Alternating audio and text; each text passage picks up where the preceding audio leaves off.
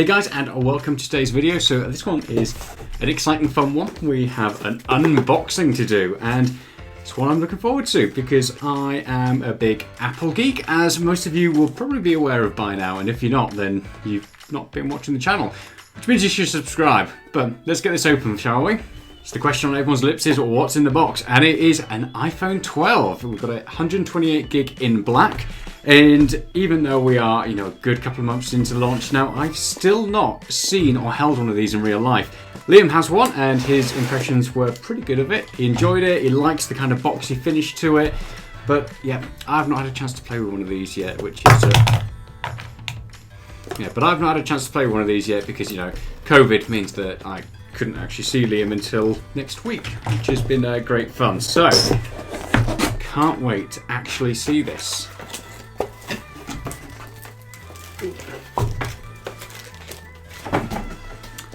Okay, so nice slim little box, and it's really weird seeing these because obviously I worked in retail selling these ever since the very original iPhone, and they were always in those standard quite big boxes, and now it's just so small and sleek. And that's because obviously you don't get the charger in there anymore, which has been a bit of a contentious subject, but we'll move past that.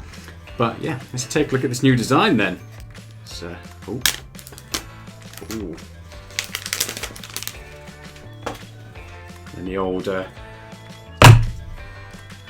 have a peek. Ooh. Okay, so there we go. So that is the black model. Interesting that they've got this on here. Now this is, when I first saw these in some of the unboxing videos, this kind of a bit of white paper, I just kind of wondered why bother?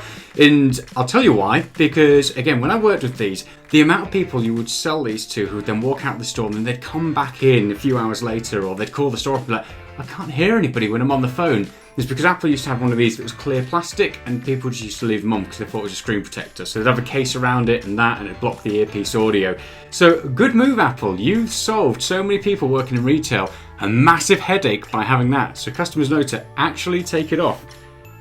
I don't work there anymore, so I don't benefit, but I'm sure there's a lot of retail workers who love you for that. Ooh. Oh, it does feel very nice actually. I really liked this sort of boxy design from the back in the 4S and the iPhone 5 days, and it's nice to have it back. It feels just a good size. It's easy to hold. It doesn't feel sharp. Some people have been talking about how it's quite uncomfortable to hold in the hand, but actually that just feels really nice. I also so one of the reasons we went with the iPhone 12 in this case is obviously the 12 Pro was a fair bit more money, but you don't particularly get that much extra. So the iPhone 12, you get the two lenses, so you get the wide and you get the ultra wide, so you don't get the telephoto lens like you would do on the 12 Pro. You also get a little bit less RAM, so I believe it's 4 gig in these versus the 6 gig of RAM, but in reality iOS does a very good job of memory management unless you're opening your camera and it shuts everything else down. But pretty much everything on this is identical to the 12 Pro, and for the extra cost it just didn't really work out worth it. I also really like the fact that it's got this sort of the matte finish around the sides, and on the Pro it's quite a glossy metal, which personally I'm not a fan of. I would have liked the sort of smoky glass that the 12 Pro has, but that's not too bad. And all in all, that looks very nice. So we're going to get that set up, have a bit of a play with it, and then myself and Liam are going to be talking about it, because obviously I'll be able to use one, Liam's going to be using one, and just give you a longer term review of these. So obviously all the initial reviews have gone out and we didn't have our hands on the units at the time, but now I'll have a chance to kind of give you a better impression of how this lasts.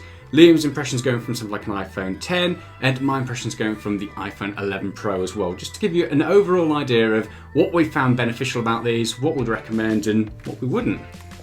So what else is in the box? Obviously you get your contentious again USB-C to lightning cable, so if you are moving from an older iPhone, so anything that's not an iPhone 11, you won't have the correct wall plug for this, which is just irritating. I get why they're doing it, because things like the Apple Macs and your MacBooks and everything else now use USB-C, so there was this whole discrepancy between what cables people had, but just for this generation, including another plug, it would have made so much more sense.